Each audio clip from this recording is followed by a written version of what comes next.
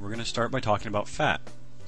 We only require 3 to 5% of our calories to come from fat, and of that 3 to 5%, it really needs to be from essential fatty acids.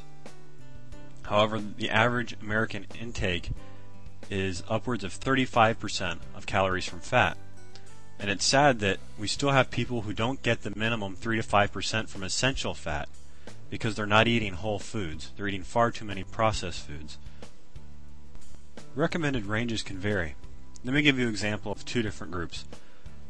The Ornish, McDougall, and Pritikin group, Dr. Ornish, Dr. McDougall, and the Pritikin Center, recommend a conservative 10% of calories from fat, whereas the American Heart Association, Diabetes Association, National Heart Lung Blood Institute, and the U.S. government recommend up to 30% of calories from fat.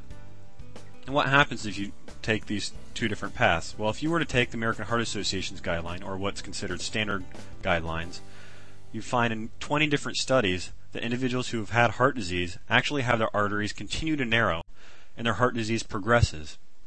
Whereas, if you put somebody who's had heart disease on an Ornish approach, the conservative 10% of calories from fat, their heart disease actually begins to reverse and the plaque in the arteries begins to melt away and the arteries open up and blood flow increases exponentially. So much so that in as little as 3 weeks, this group reported a 90% reduction in chest pain.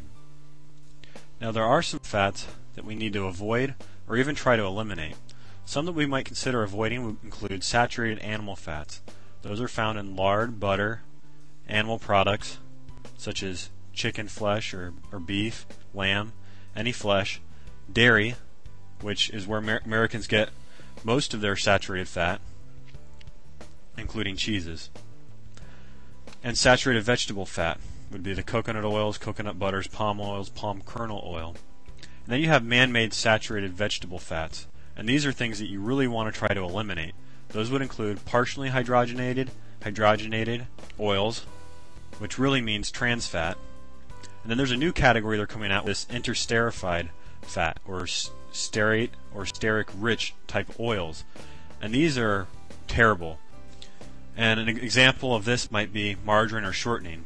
But we're going to find these interesterified oils and these trans fat oils in the nutrition labels when we go to look at the products.